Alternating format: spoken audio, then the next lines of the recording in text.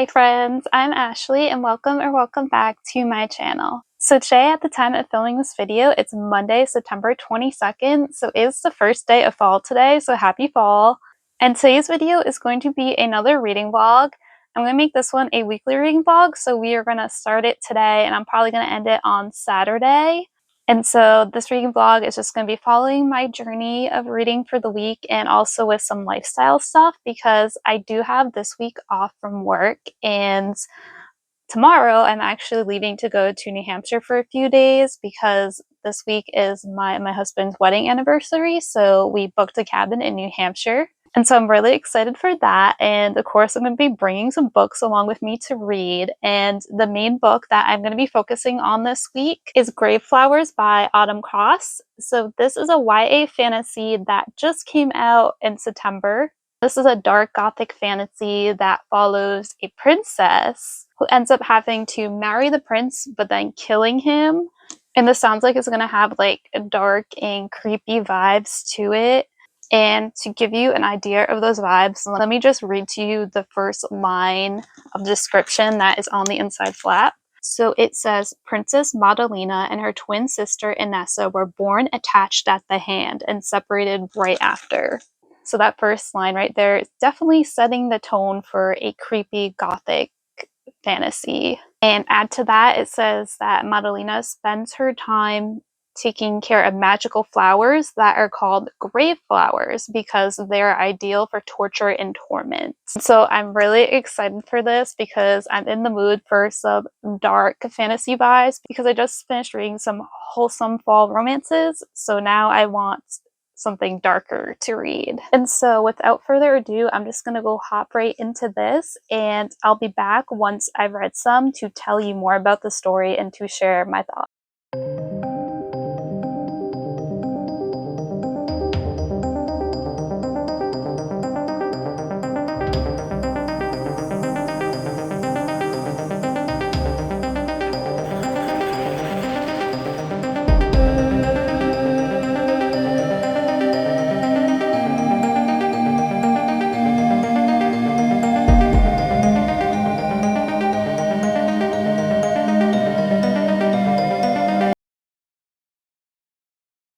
Okay, I just read the first line of this book and I need to share it because the imagery that is giving, like the horror, creepy vibes that is giving, I must read this. So the first line of the prologue reads, two babies lay on stained sheets like overripe prunes in a dirty napkin, baggy skin puckering their brows, elbows, and knees. Like that is just such a creepy description of newborn babies.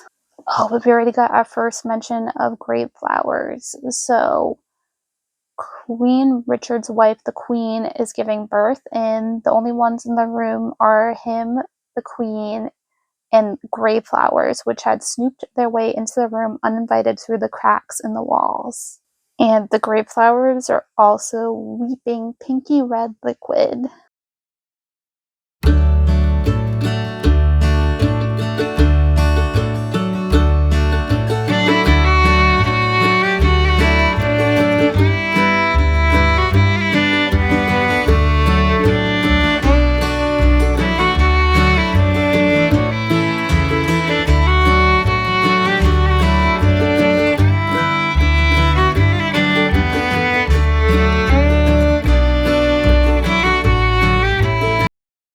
Hi, so it's now Wednesday, September 24th, and I have a reading update on grave flowers. And also, I'm now in New Hampshire, which is why my background is different from what it usually is. So in grave flowers, I have made it to chapter 9, page 123. And so far, I am greatly enjoying this. The Gothic, airy atmosphere in here is everything that I wanted, and you get that feeling right from the very beginning of the book. In chapter 1 opens with our main character, Princess Madalena, tending to the flowers in the royal garden, but these aren't just any flowers, they're grave flowers. And grave flowers are alive and they have minds of their own and they are malicious in nature. And Madalena in chapter 1 mentions that on that particular day, the grave flowers are in a bad mood. They are mad. And so it's a good idea not to walk along the paths because since they are angry, they will lash out at your ankles. And so these flowers are just like very creepy and malevolent feeling.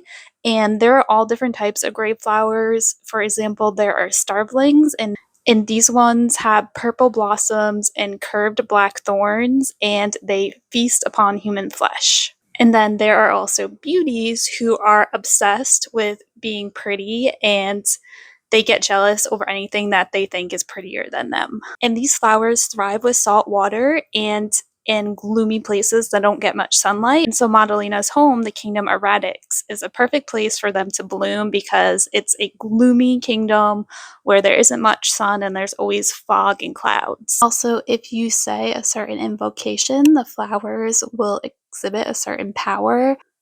However, unfortunately, the invocations for the flowers have been lost. My favorite thing so far about this book is the grape flowers. I just find them so fascinating, and I like the plant horror element that they're adding to the story. And our main character, Madalena, she loves the grape flowers. Her happy place is just in the royal garden taking care of them. And on this particular day, Madalena's twin sister, Inessa, ends up entering the garden. And this is surprising because Inessa is supposed to be in a different kingdom, the kingdom of Akis, getting ready to marry the prince there. And so she just shows up unannounced in the garden, and Madalena is surprised and also kind of nervous because she and her sister, when they were younger, they used to be really close, but then their father pitted them against each other by saying that whichever one proves themselves worthy will become his heir and inherit their kingdom. And Madalena, she never wanted to be ruler of their kingdom in the first place, and her sister knew this.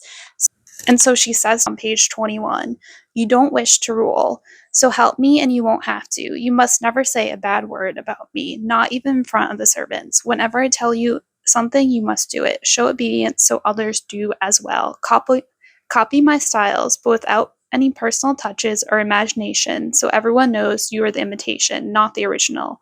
Oh, and leave dark green for me alone." And so her sister's kind of bossy and controlling, and so that kind of puts like a strain on their relationship. And Madalena, because of that, kind of has a negative opinion of herself, and she has low self-esteem and low self-confidence. And she says that in myself, I saw our flaws. In her, her sister, I saw her beauty. And so she doesn't think too highly of herself. So Madalena asks her sister what she's doing there. And her sister says, "I forgot something." And then her sister goes on to say, "Oh, like, I came here because I wanted us to be close again, like when we were little." Madalena is instantly suspicious of this. And so, like, she's looking at her sister, trying to figure out what's going on here. And that's when she notices that the scar on her sister's hand, it looks different than it usually does. So Madalena and Inessa were born joined at the hands, and then they were soon separated after birth. And so because of that, they each have a matching scar on their hands. And so Madalena is staring at Inessa's scar, and she notices that it looks different, that it looks lifted, and that it looks raised as though something is trying to come out of it. And Madalena's hand, where her scar is, ends up touching Inessa's scar. And then something happens, and then all of a sudden Madalena's scar begins to really hurt. And then she looks at her sister, and the scene that she sees is horrifying. And I'm going to read that little passage from the book because I feel that the way it's written like perfectly exudes like horror and creepy vibes that definitely add to the atmosphere of this book. So on page 25 it says, "Inessa twisted on the bench, her bones bent at their joints within the pallid coating of her skin. A vicious blackness oozed from her mouth, too slow and congealed to be blood. It creeped down her gown, where it mingled with the embroidered roses. Around us the grape flowers shook, buds opening and closing, leaves trembling. Jets of water from the irrigation system suddenly pitched much higher than ever before, and in the same direction, towards Inessa, turning as black and thick as mud." And so that whole scene is just so really creepy. And then after that scene, Madalena learns that Inessa was actually killed. And now her soul is trapped in Bide, which is the place that souls go to when they have unfinished business. And so Inessa wants Madalena to avenge her and to free her from Bide. And so in order to avenge her sister, Madalena ends up taking Inessa's place and going to the kingdom of Actis to marry the prince. And Madalena learns that Inessa actually had a secret job, and her job was not only to marry the prince, but then to kill him. And turns out Madalena's father has a deal with the prince's uncle and the prince's mother, where if Madalena kills the prince, then that will allow the prince's uncle and mother to take the throne, and in return, the kingdom of Oxus will offer aid to Madalena's kingdom, and more importantly, will give them money. And Madalena's kingdom really needs money because their harvest this year was poor, and so they need money to buy food for the winter, or otherwise the winter is going to be really bad and a lot of people are going to starve. And so our story goes from there with Madalena leaving to go to Oxus. And at the point where I am in the story, I have met the prince, Prince Eric, and he is a very interesting character because Madalena first meets him at a party, and when she gets to the party, he is already like drinking wine and seems like drunk, and he has like the word king written on his chest, and he just seems to be partying without a care in the world, and this really disgusts Madalena. And so it seems like he is just like a party playboy, but I think there is much more to his character, and I feel like the party boy persona that he's putting on is just an act, so I'm very interested to find out more about his character. And then in addition to his character, another one of my favorite characters so far is Yurik, and Yurik is a young man who is also the jester of the prince's court, and Madalena ends up meeting him at the same party that she meets Prince Eric. At this party, Yorick offers to dance with Madalena, and she's suspicious at first and thinks it's a trap. And she says to him on page 78, "Aren't you worried you might offend the prince?" And he responds, "Not at all." Adds to that by saying, "Prince Eric would be jealous only if I were attracted to you." And Madalena is really surprised by this response, and so she says, "You aren't? I think I look particularly ravishing tonight." And he replies, "Oh, you are. I can't deny it any more than I could deny the beauty of the stars. But men, women, romance, that's not what interests me right now. I'm the safest person you could dance with tonight. You might as well be dancing with no one." And so I just found like his response very intriguing. And also you learn that he is a bookworm and he prefers books over people. And then after he says that statement, Madalena remarks that most men look at her like a male to devour, but that he is looking at her as a brother might. And she's really not used to this because she is just like used to people like using her and wanting to be friends with her because of her status.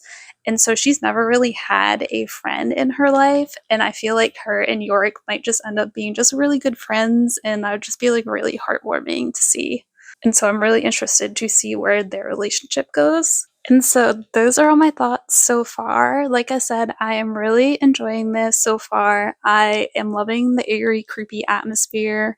And also, I'm already feeling really invested in the characters, especially Madalena, Eric, and Yurik. Also, I'm very intrigued by the plot because we learn that Madalena's sister, Inessa, she supposedly had an allergic reaction to a berry, so her death was supposedly an accident.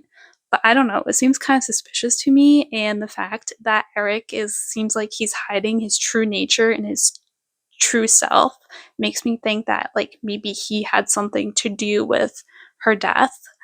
Maybe he actually knows what's going on. Maybe he knows that Madalena and Inessa were sent there to assassinate him, and that his uncle and his mother are working against him.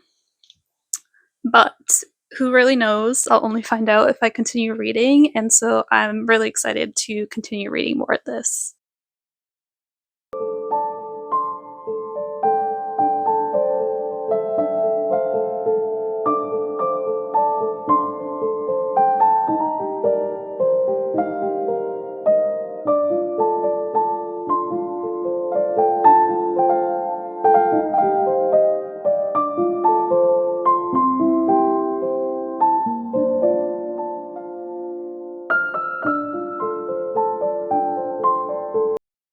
Hi, so it is now the next day, and I'm here for reading update, which is that I finished Grave Flowers.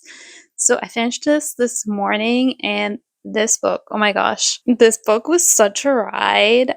So I went into this thinking that this book sounded like it was going to be good, but I didn't have like too high expectations, and this does end up surprising me in the best way possible. I end up loving this. So, this is getting 5 stars. The plot, the characters, and the atmosphere were all excellent in this book. And the plot in here, it was so twisty and turny, and things happened that I did not see coming. There were some really good plot twists in here. And this book definitely kept me on my toes with not knowing like what was going to happen next or who you could trust. And just trying to figure out what really happened to Inessa and just trying to figure out Prince Eric's true nature and like how much of his persona was actually an act and how much was his real self definitely kept me on my toes and kept me flipping these pages. And speaking of Prince Eric, I love the dynamic between him and Madalena so much. It was just so good. And they definitely have an enemies to lovers vibe going on, but it isn't your typical enemies to lovers vibe, as they can't directly take action against each other or directly express their dislike for each other, because after all, they are supposed to be getting married. And so they test each other with words and actions that on the surface seem innocent, but actually have double meaning. And so like they're kind of like playing like a cat and mouse game with each other, and that was just so much fun. And in a way, like their dynamic reminds me a little bit of Rune and Gideon from Heartless Hunter or The Crimson Moth. I think the other thing that made the dynamic so good was the fact that you get chapter perspectives and hear from Madalena's point of view. So like you know her thoughts and what she thinks of the prince and what her true intentions are, but you don't get chapter perspectives from Prince Eric's point of view. So the whole book just leaves you guessing as to what his true nature actually is and what he actually knows and what his actions actually mean. Like, are his actions innocent or is he also playing a game with Madalena? And so there are times in this book where it seemed like he's being sweet, but you kind of question everything, so you don't really know if you can trust him. For example, there is a scene where he stands up for Madalena when she is bad-mouthed by someone, and this is when they don't really know each other that well yet. And so it seems really sweet that he stood up for her, but at the same time, it's like, is he just doing that to try to garner her favor? And so that just like added greatly to like the drama and the tension of this book. Overall, I love Madalena and Eric as characters. I thought they were very well developed with many layers. And in addition to them, there's also some side characters as well that I thought were really well developed too, such as Madalena's sister, Inessa, and also a side character named Yorick. And then in addition to the plot and the characters, I also love the setting and atmosphere in this book. And I just love like the overall like dark, fancy, gothic vibes that it has. So this book, it starts off in Princess Madalena's kingdom, and her kingdom is very dreary. It rains a lot, there's fog, there's not much sun, and the people there kind of like reflect that as well. Like they're not very trusting and you don't know like what secrets they are hiding. And then on the flip side, when we go to Prince Eric's kingdom, which is where most of the book takes place, his kingdom is the exact opposite of Madalena's kingdom. It's sunny and bright, and the people reflect that as they seem cheery and friendly, at least on the surface. And so I just really loved how the two different kingdoms contrast each other like that. And then adding to that, another element of the setting that I loved was the grave flowers. So throughout this book, every so often you get a page that just tells you about a certain kind of grave flower, and I really loved learning about all the different types of grave flowers. And one of my favorites to read about was the dragon slips, and these grave flowers, when you say the invocation for them, they turn into actual dragons, which I thought was really cool. And so this book is the first book in a duology, but when the author wrote this, she originally wanted it to be a duology, but she wasn't sure if the second book was going to be able to be published. And so this book does wrap up all the major plot points that are introduced in it, and so it can stand alone. And so I was happy with how everything ended in here and how everything was wrapped up. And that being said, book 2 is called Wilted Crown, and according to the author's Instagram, it's supposed to be coming out in fall 2027. That's still a little bit ways away. But apparently in that one, the book is going to focus more on Madalena's kingdom, and so I am very interested to see more of her kingdom. since we only got to see a real small bit of it. So that's all my thoughts on this. 5 stars, definitely recommend this, and this is like the perfect time to read this now during spooky season because it definitely has all those gothic spooky vibes. Next, I am going to pick up The Coldest Touch by Isabel Sterling. So this one I've actually had for quite a while. I got this one when I had a Fairy Loot subscription, and this came out in 2021. So it's been sitting on my shelves for a while. I'm just going to read the back of this to give you an idea what it's about. So it says, Elise is cursed. Every time she touches someone, she experiences how they will die. When she predicts, but is unable to prevent her brother's death, Elise is desperate to escape her terrible gift. Then she meets Claire, a vampire tasked with helping Elise master her rare powers and recruiting her to the Veil, a secret organization determined to protect the paranormal world at all costs. At first, Elise is reluctant to work with a vampire, but when she predicts a teacher's imminent murder, she is determined to stop the violent death. As Elise and Claire grow closer, Elise begins to wonder, can she really trust someone tasked with securing her loyalty, someone who could so easily kill her, someone who might hold the key to unraveling her brother's mysterious death? It says, it's perfect for fans of Rochelle Mead and Stephenie Meyer, which I'm a fan of both of them, so...